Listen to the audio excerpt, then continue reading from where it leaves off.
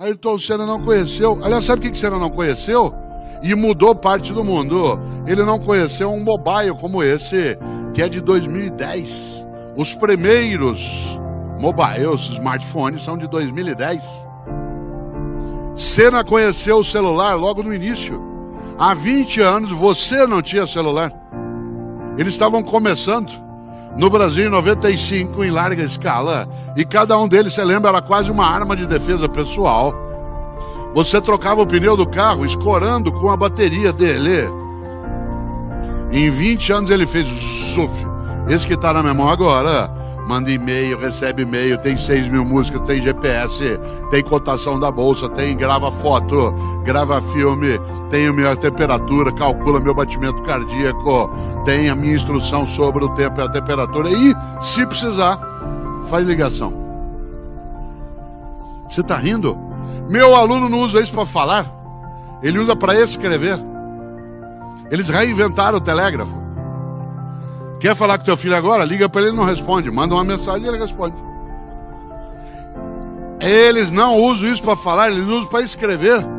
Aliás, você sabe quando alguém é idoso porque ele está com isso no ouvido. Ninguém, atenção, ninguém com menos de 20 anos de idade põe isso no ouvido. Pôs no ouvido tem mais de 20 anos, já está idoso. E eles fazem uma coisa incrível, escrevem com um único dedo, que é o polegar. Durante séculos na história da humanidade nós usamos o dedo indicador para as operações técnicas. Agora é o polegar. No volante do carro, o acerto do espelho, a mexida no banco, a marcha em alguns veículos, o acerto do som do rádio. E nós habituados a ficar com esse dedo. Tanto que quem é idoso como eu não consegue fazer com o polegar. Segura com a mão e faz com a outra. Até de costas, parece uma galinha balançando. Você diz, ué, e o que isso tem conosco? Mudou o modo de comunicação.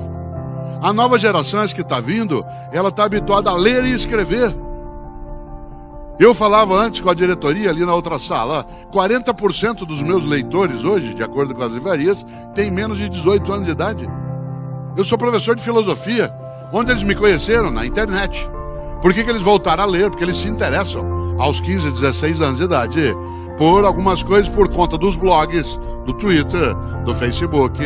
E ele começa a entrar num circuito que antes não se tinha e agora se tem. Olha a mudança e a velocidade. Você que gere pessoas e negócios, preste atenção na nova geração. Ela está vindo, voltando um pouco a ler outra vez. E escrever. Aí você fala, mas Cortella, eles escrevem errado, porque eles escrevem VC em vez de você. Ah, é? Há 300 anos eu diria vossa mercê. Há 200 anos eu diria vós mercê. Há 100 anos nós passamos a dizer e escrever você. Eles escrevem VC. Pode-se incorporar o padrão culto de linguagem ou não. Assim como vossa mercê virou você, pode ser que você vire VC. Cautela para no mundo de mudança não ficar ultrapassado, com a cabeça num tempo que já foi. Assim que tá vendo? Por isso que a gente tem que mudar. Atenção, a gente tem que mudar, mas não tem que mudar tudo. A gente tem que mudar só aquilo que não tem mais vitalidade. Eu, Cortella, estou falando aqui há algum tempo, fazendo uma coisa que é antiga, mas não é velha. Uma aula expositiva. Sem PowerPoint, sem data show, usando a mais avançada tecnologia de conhecimento que existe, que é o cérebro humano. Cada um aqui trouxe o seu. Espero que leve na hora que sair. Ele é wireless, é Bluetooth, é alimentado por açúcar, proteína e carboidrato. Tem 3 milhões de anos de uso e foi ele que inventou tudo isso. Por isso, uma aula expositiva pode ser feita. Ah, não, no mundo de tecnologia. Claro que pode, eu estou fazendo aqui. Uso eu o PowerPoint Data Show? Claro, quando precisa. Para essa eu não preciso. Para esse tempo eu não preciso. Por isso, não confunda antigo com velho. Há coisas que se mudam, outras não. Mas é preciso começar. Nós estamos no outro mundo. Você não conheceu internet. E a nova geração usa isso para escrever. Tem gente nesse auditório que fez curso da datilografia. Fica horas e horas. ASD, FG, CLK, JH. A SDFG, CLK, espaço. Guardou o diploma num quadrinho, escreveu no currículo exímio datilógrafo: teu pai falou, se eu não fizer curso de datilografia, você não vai ser ninguém na vida. Mudou tanto, que eu vou contar uma coisa que talvez você não imagine. Meu aluno de 18 anos não usa pendrive. Tem gente aqui que não começou a usar ainda, e ele já não usa. Outro dia eu falei, vocês, por favor, entreguem os trabalhos em pendrive. Pendrive? Não tem onde pôr no tablet, professor, não tem entrada USB. Eu falei, ué, onde vocês armazenam as coisas? Falaram, na nuvem.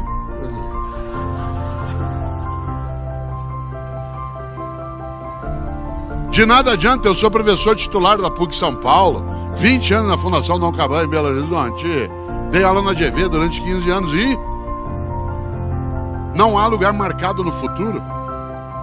Não há lugar marcado no futuro nem para pessoas, nem para empresas, nem para time de futebol. Se vocês imaginarem, mudou no futebol, mudou no negócio, mudou nas nações. O Brasil, vocês imaginaram, em 2010, o Brasil 2010, vendendo para todo lado, linha branca, gente fazendo cruzeiro, uma coisa que dá uma saudade danada, caos aéreo. Aeroporto lotado de gente, gente tomando iogurte, né? Vocês já imaginaram? Gente atrás das coisas, comprando carro em 80 vezes. 7 anos depois, nós estamos numa outra condição. A gente estava começando a decolar nas últimas 3 semanas. Aí a carne nos pegou. E de repente muda. E quando você está começando a avançar, a Inglaterra diz que vai sair da Comunidade Europeia. E aí tem um atentado. Claro, a velocidade da alteração exige que você esteja o tempo todo, não preparado apenas. O mundo que muda exige não que você esteja partindo de modo contínuo, mas preparado para partir. Não mudando o tempo todo, mas preparado para mudar, se for necessário. Exemplo concreto, e eu volto exatamente, né, a esse polo. Quem diria a nova tecnologia, aquilo que é o novo modo de pensar, de fazer. Nessa hora, quero lembrar uma coisa para você. Mudar é complicado, mas acomodar é perecer. O André, meu filho que tem mais idade, que tem 40 anos. 40 anos tem o André. Quando ele tinha 18 anos de idade, um dia ele estava fechado no quarto dele em São Paulo, onde moramos, ouvindo rap. Eu gosto de rap, mas não é qualquer rap que eu gosto. E eu estava na sala em casa, ouvindo ópera. Eu gosto de ópera, mas não é qualquer ópera que eu gosto. Música boa para mim é aquela que me emociona. Se ela me emocionar, tanto faz escolher a música. Quem aqui gosta de ópera sabe que ópera a gente ouve um pouquinho mais alto. O André, hoje ele gosta de ópera, na época não, saiu do quarto dele injuriado e veio até a sala para me dar uma bronca por causa da altura da música. Aliás, eu estava ouvindo uma área do Puccini magnífica, chamada Mio Babino Caro, meu papaizinho querido, que é para soprano, não posso cantar aqui, pelo óbvio eu não sou, mas que foi gravado um dia por Maria Callas, a maior na história. Eu até dou risada porque tem gente que põe essa área em cerimônia de casamento na igreja, na hora da bênção das alianças. E ou a pessoa não entende de ópera, ou ela entende muito de casamento, porque a área fala de uma menina que vai se matar. Esse é o conteúdo da música. Você sabe que a coisa mais perigosa que existe no mundo é incompetente com iniciativa. Incompetente com iniciativa é um perigo num centro cirúrgico, numa churrasqueira, na direção de uma nação. E o Rio, aliás, deixa eu ver se tem. Curioso, desculpe se alguém aqui pôs no próprio casamento, né? Mas é engraçado que a música fala: meu papaizinho querido, tenha piedade de mim. Eu aqui na beira da Porta Rossa, né, em Florença, ou o senhor me dá esse anel de noivado, ou eu me mato. E ela se mata, e a família põe na igreja. É interessante, quer ver?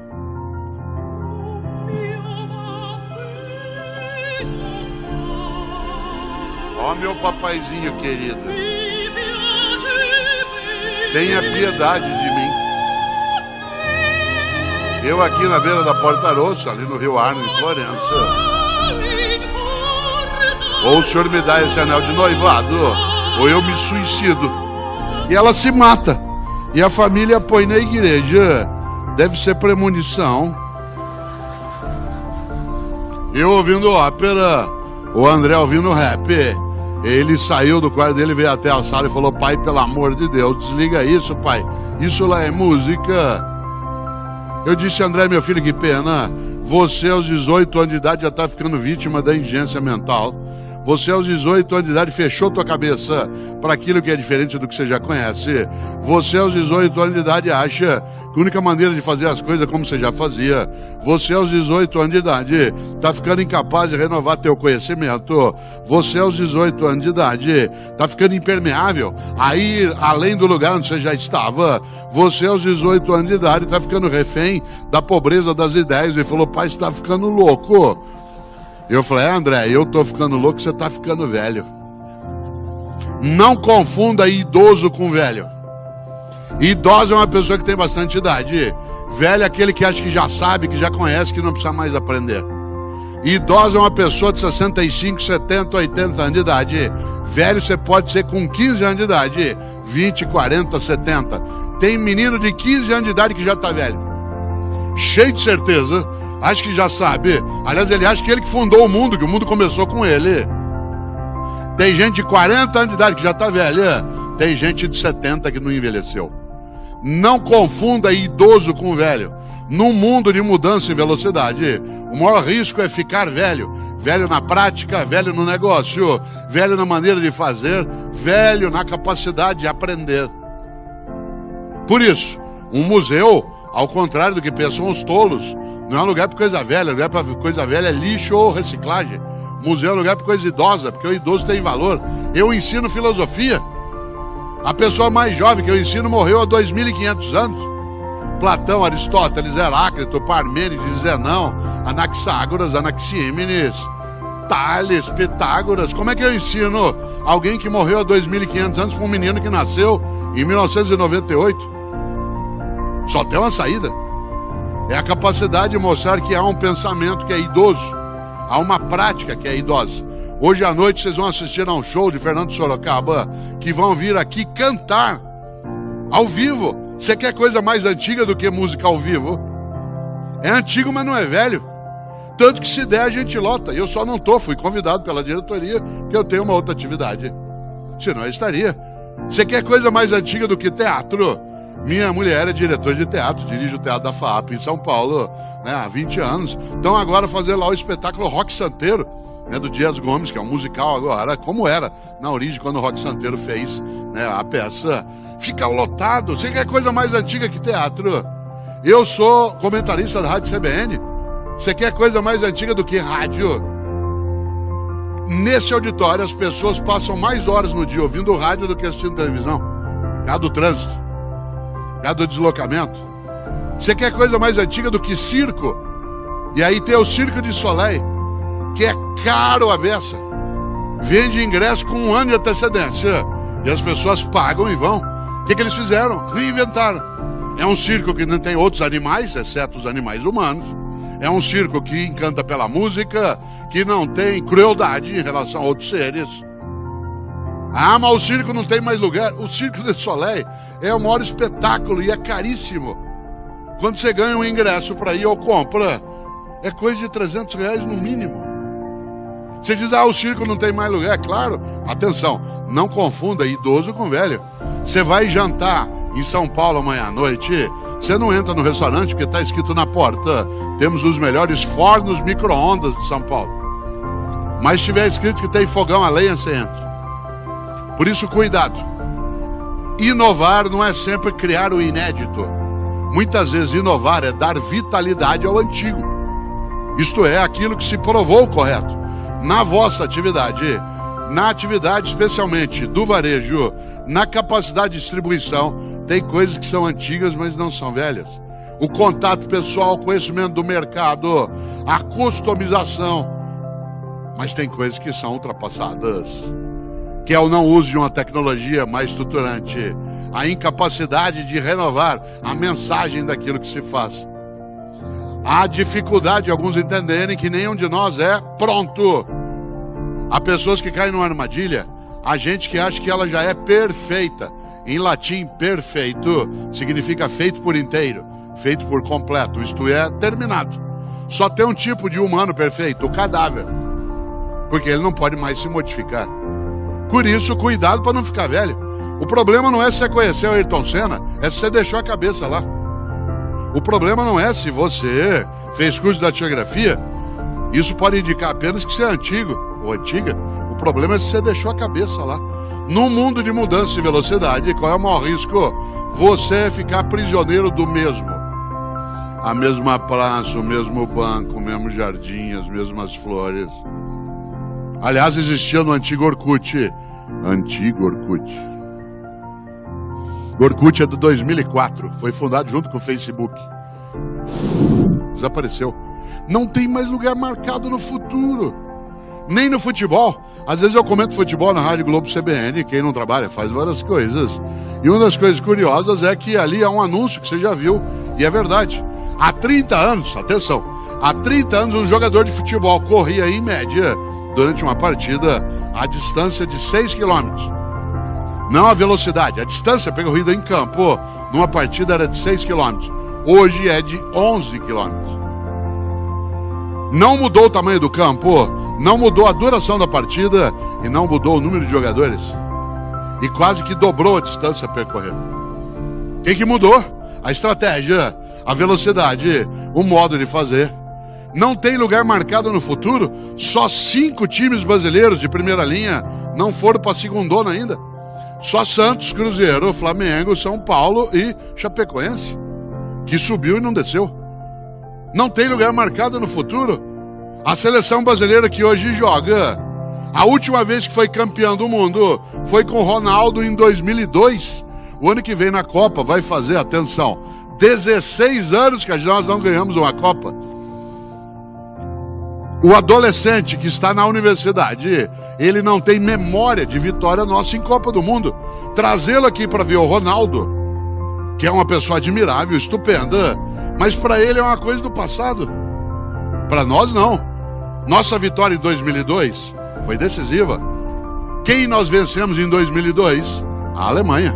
No final, 2-0, 2 gols do Ronaldo. O que fez a Alemanha quando perdeu um jogo na final, sentou e chorou? Não, levantou e passou 12 anos se preparando. E bem. Mudou técnico, se reinventou, mudou o modo de fazer, criou seleção de base. Veio para cá na Copa de 2014, um mês antes. Ficou no sul da Bahia para se aclimatar. Fez uma coisa incrível. Não dava intervalo entre um jogo e outro. Porque num torneio como a Copa, onde só tem 7 jogos para quem chega no final, não dá para jogar hoje e parar para descansar. Tem que treinar amanhã. Só tem 7 jogos na Copa para quem vai à final. O Brasil não. Montou a seleção em cima da hora. Os jogadores não se conheciam. Nós não conhecíamos os jogadores. Você não sabia onde ele jogava, qual era o time que ele jogava. Ficamos tão desestruturados que quando perdemos nosso melhor, o time acabou. No dia 8 de julho de 2014, no Mineirão, a seleção alemã entrou em campo com medo de perder de novo. E o Brasil entrou em pânico. Há uma diferença entre medo e pânico. Você tem medo do teu negócio não dar certo, que bom, tome providência. Você tem medo do Brasil ter dificuldade de crescimento, ótimo, vá buscar. Mude o que precisa ser mudado. Você tem pânico, é outra coisa. O pânico paralisa, o medo deixa em estado de alerta. A seleção brasileira entrou em campo em pânico. E aí você diz assim, mas e que é isso? 7-1. 7-1. Meu filho mais novo, Pedro, é repórter da Sport TV e ele não assina Cortella, para não ser perseguido, assina Pedro Mota. E o Pedro estava lá no Mineirão, no dia do jogo Brasil e Alemanha, cobrindo o jogo no gramado. Aliás, ele teve a chance de cobrir vários jogos do Brasil no gramado, ver vários jogos do Brasil no gramado. Uma chance que só ele e o Fred tiveram, né, de ficar ali no campo. E é interessante, porque o Pedro disse, pai, o Brasil está em pânico. Mandou um SMS para mim, eu falei, é verdade. O mundo muda e muda com velocidade. Os pentacampeões do mundo, numa Copa no seu país, que não acontecia desde 1950, tomamos de 7. Você já imaginou Não é à toa que a gente precisa lembrar. Mudar é complicado, mas acomodar é perecer. A seleção brasileira agora se renovou e a gente tem mais expectativa. Nós estamos hoje, como você sabe, a 1 ponto da classificação. Até o ano retrasado nós estávamos achando que nessa nós não íamos. Agora nós já estamos um pouco mais tranquilos. Pode o Tite sentar e sossegar? Não. Ele tem que reinventar. O futebol mudou. Há 40 anos havia um jogador estupendo que muita gente conhece, que era o Gerson, um meia esquerda que jogou no Botafogo, no São Paulo. Ele jogava quase parado, ele fumava 4 maços de cigarro por dia. Chegou a fazer propaganda do Vila Rica. Não dá para fazer isso hoje. Romário jogou anos parado ali na área, esperando, de olho fechado. E era genial, a bola caía no pé dele, era gol.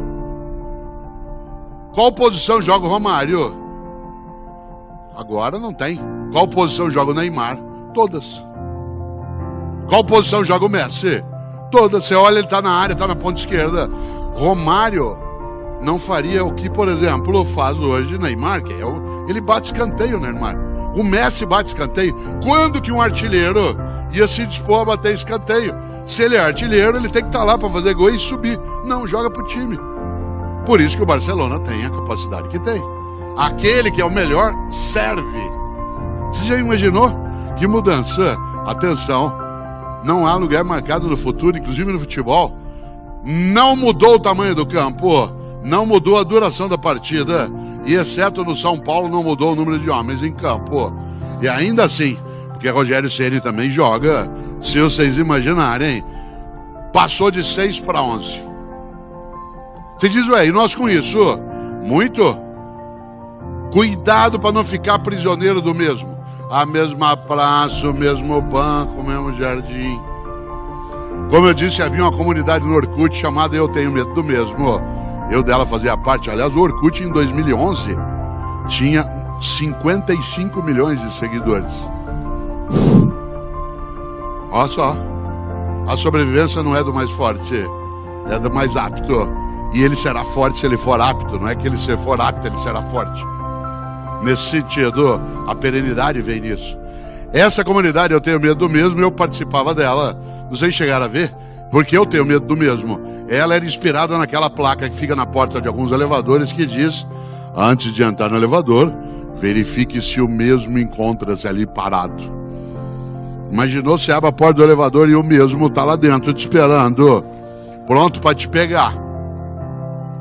Tem gente que tinha que ter uma plaquinha dessa na cabeça. Antes de entrar, verifique se o mesmo encontra-se ali parado. Atenção. Quero aproveitar esses teus 15 minutos de desespero para pensar exatamente nessa direção. Já faz 45 que eu estou falando e você nem notou, olha só. Você estava cochilando. Quem diria, fazendo uma coisa que é antiga, mas não é velha, e que é inovadora, isto é inovadora porque é uma palestra artesanal.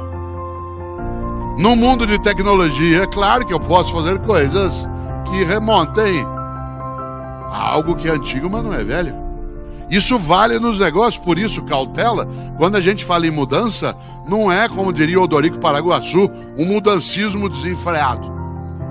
É mudar o que tem que mudar.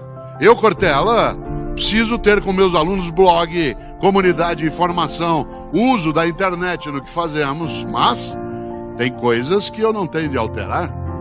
Nesta hora, quero lembrar, mudar é complicado, mas acomodar é perecer. Por exemplo, mudar é tão complicado que tem gente nesse auditório que dorme do mesmo lado da cama há 10, 20, 30 anos. Viaja, fica sozinho no hotel, deita daquele lado da cama, quase encolhido, como se tivesse uma multidão do outro lado. Tem gente que senta em casa para comer no mesmo lugar há 10, 20, 30 anos. Chega uma visita na tua casa domingo, senta onde você está habituado a sentar, você nem come direito. Está acostumado a comer olhando para uma parede, aparece um espaço aberto. Não tem lugar marcado aqui, as pessoas sentaram onde desejaram. Se a gente voltasse para cá hoje à noite, é provável que você tentasse sentar onde você está agora. E se chega alguém aqui hoje à noite, a hora que você viesse, e alguém está sentado onde você está sentado agora, você não fala nada por educação. Mas você pensa, ué, o que ele está fazendo no meu lugar? Cuidado, na vida é preciso ter raízes e não âncoras. A raiz alimenta, a âncora imobiliza. A raiz é aquilo que te alimenta, a âncora te imobiliza. A pessoa que tem âncora fica, no meu tempo, se eu pudesse, o mercado não é mais como era, é óbvio. É a mesma coisa que eu, professor, dizia, os alunos de hoje não são mais os mesmos. É claro que não são. Dizer isso é só sanidade mental. Doença é eu saber que não são os mesmos e dar aula do mesmo jeito que eu dava há 10 anos ou há 20. Eles ao conhecer Ayrton Senna, eles não imaginam que alguns de nós não tínhamos, até há 10 anos, não tínhamos DVD, que quase ninguém mais tem, porque hoje você tem o serviço de streaming.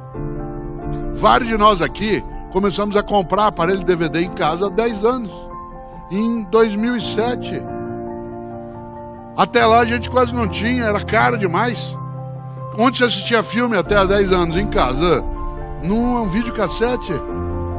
Tem gente nesse auditório que comprou videocassete num consórcio. Um Sharp de 2 cabeças. Mais cabeça que a família toda. Aí veio o DVD. Quanto custa hoje o aparelho DVD? Nada. Há 10 anos o aparelho DVD custava R$700. Hoje você assina uma revista, ganha um aparelho DVD. Compra um caixa de banana, outro aparelho DVD. Há 10 anos, se alguém dissesse, quem ficar aqui no Congresso da Bradilândia até o final, vai haver o sorteio de um aparelho DVD, ficava todo mundo. Falar isso agora não fica um.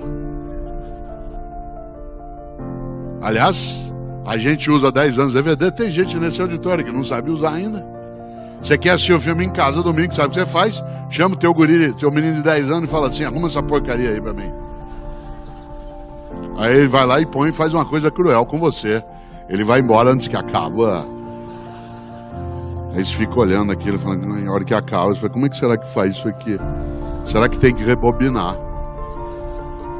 Tem gente nesse auditório que pagou multa porque não rebobinou fita VHS. Atenção, você não tá velho porque você rebobinou fita VHS. Você tá velho se você deixou a cabeça lá, a prática lá. Se você ficou ancorado. O que o meu aluno assiste? Por exemplo, meu aluno não assistiu Titanic, que ele nasceu em 98, Titanic é de 97.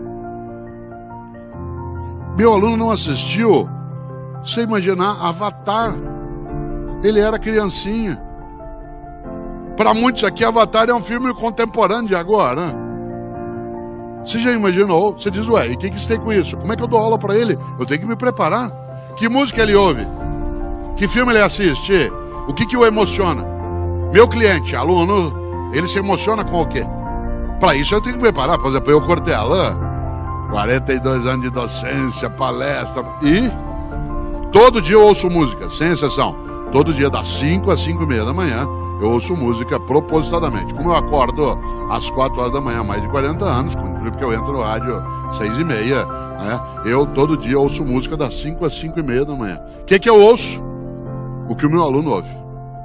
Não ouço aquilo que eu gosto no já. Aquilo que eu gosto eu já ouço em outros horários. Ali eu ouço aquilo que eu não conheço. Aquilo que eu não sei como é, que eu não entendo direito. Ontem, por exemplo, eu estava em Belo Horizonte. Eu acordei 5 às 5:30 da manhã ouvindo One Direction. Meia hora. Hoje, meia hora ouvindo Lady Gaga. Paparazzi, Poker Face, Bad Romance, Alejandro, Telefone. Gosto de Lady Gaga? Começando a gostar. Tem que gostar? Não. O que eu tenho é que saber. O que ele ouve, qual filme ele assiste, o que é Game of Thrones, por que ele curte Harry Potter. Por que o ano passado tem um menino de 16 anos comprou livro de 250, 300 páginas, enquanto a mãe dele ficava pintando mandala, desenhando num papel para colorir. Tem alguma coisa que eu preciso saber. Nesta hora quero voltar a um ponto. Mudar é complicado, mas acomodar é perecer. Eu tenho que ter raízes, não posso ter âncoras. Mas o Brasil não é mais o mesmo. Claro que não. Ah, mas Cortella, pode deixar.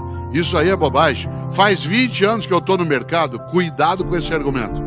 Não é porque você faz uma coisa há muito tempo que você está apto para fazer quando muda. Exemplo. Hoje de manhã, num hotel aqui em São Paulo, logo cedo, uma senhora na porta do hotel deu sinal para um táxi. O táxi parou. Ela entrou no banco de trás e falou, por favor, pela porta de trás, aeroporto de Congonhas. O taxista disse, pois não. E foi. Quando ele já estava chegando perto da 23 de manhã, ela achou uma coisa engraçada. Falou, São Paulo o taxista fala tanto, ele está tão quieto. Acho que eu não fui simpática com ele. Como ela estava no banco de trás, ela não teve dúvida, bateu nas costas dele para falar com ele, meteu o pé no freio, jogou o carro em cima da calçada, ficou pálido, começou a suar. Ela falou, o senhor me desculpa, eu não queria assustar o senhor. Ele disse, não, dona, a senhora que me desculpe, sabe o que é? Hoje é o meu primeiro dia como taxista e a senhora é minha primeira passageira. Ela falou, ah, é? E o que o senhor fazia antes? Ele falou, eu fui por 20 anos motorista de um carro funerário. Certo? Cuidado com o tapinha nas costas. Não é porque você faz uma coisa há 20 anos que você está apto a fazer. Ah, mas tudo é dirigir. Uma coisa é dirigir um táxi, outra um carro funerário. Uma coisa é fazer negócio no mundo do varejo, na área farmacêutica, em 2010, outra 2000, outra 2017. Com concorrência maior, com a chegada de novos jogadores no mercado, num mundo em que, de cada 3 seres humanos, um é chinês ou indiano. Num planeta que está tendo 1/3 de chineses e indianos. Povos milenares que têm 5.000 anos de história. E nós que temos 500 ficamos botando banca. Eles riem de nós. Além do que, não só chineses e indianos são povos milenares, como indianos.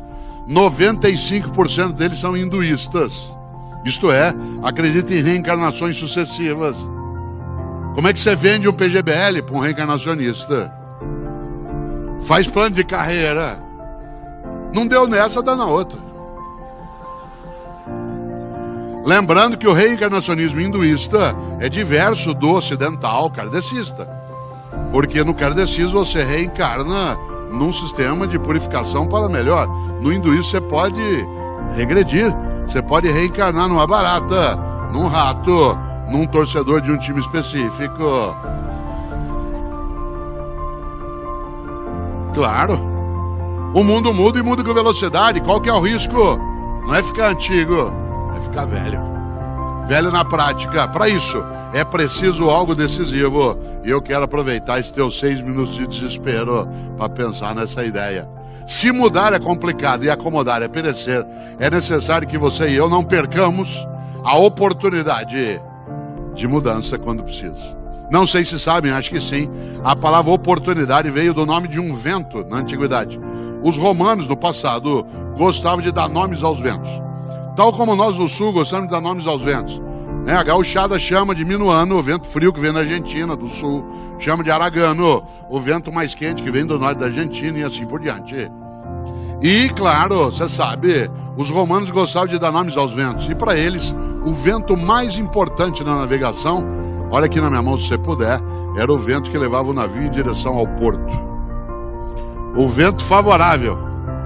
Esse vento que levava o navio em direção ao porto era chamado de obiportus. Obiportus, isto é, que leva ao porto. É daí que vem a palavra oportuno. É daí que vem a palavra oportunidade. Oportunidade é quando você pega o vento favorável.